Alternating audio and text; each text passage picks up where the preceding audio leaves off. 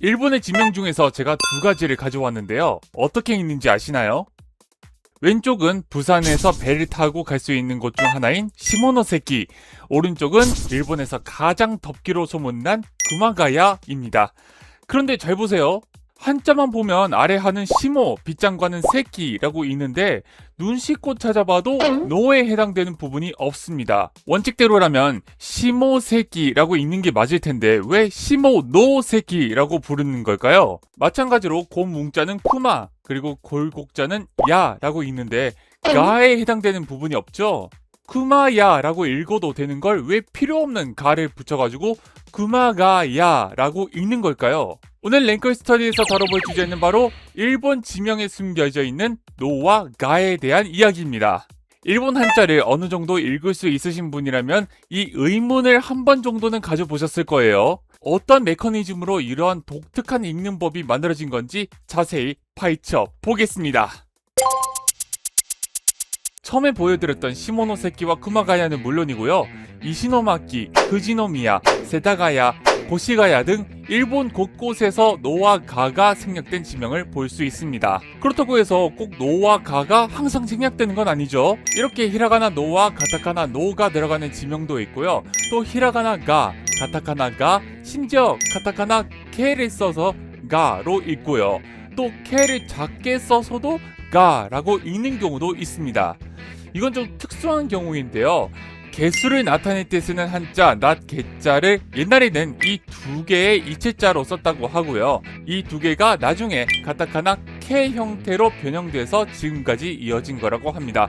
예를 들어 3개월 또는 3개소 할 때 보통 상가게츠, 상가쇼라고 쓰는데 이렇게도 쓰고 이렇게도 쓰고 이렇게도 쓰고 또 이렇게 쓰는 경우도 있어요. 그렇게 개수로서 사용되는 이 글자가 지명에 쓸 때는 가로 읽히는 것이죠.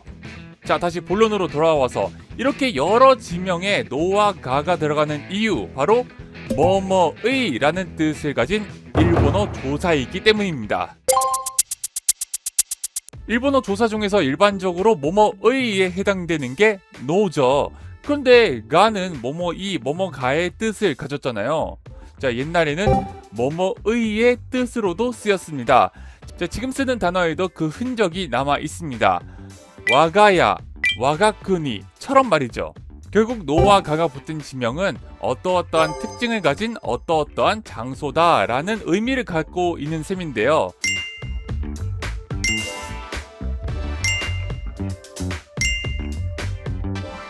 그럼 왜 일부 지명에서 그 중요한 노와 가를 생략하는 거냐?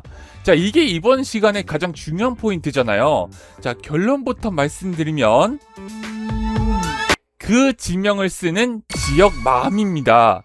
지명은 어디까지냐? 그 지역이 가진 고유 명사이기 때문에 어떻게 표기할지에 대해 다시 말해서 노 또는 가를 생략할지 말지는 그 지역의 지자체에서 자율적으로 결정한다는 것이죠.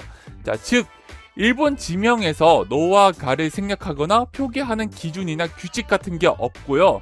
표기를 통일시키는 제도 같은 것도 없습니다. 실제로 고시가야의 경우에는 1954년 이전에는 이렇게 고시가야라는 표기를 사용했다고 하는데요. 자, 여러 마을이 통합된 뒤에는 자율적으로 이 작은 케를 떼고 지금의 표기를 사용하고 있다고 합니다. 지역마다 갖고 있는 역사와 상징을 밖으로 표출하는 것이 지명이잖아요. 표기만 보고 읽는 법을 유추하기보다는 올바른 호칭까지 알아보는 것이 중요하겠습니다.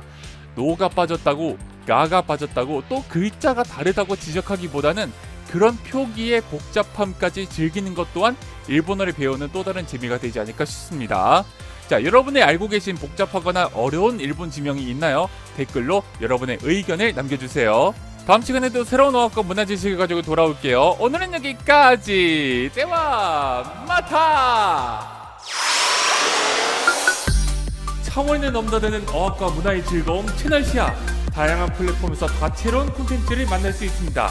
지금 바로 확인하세요.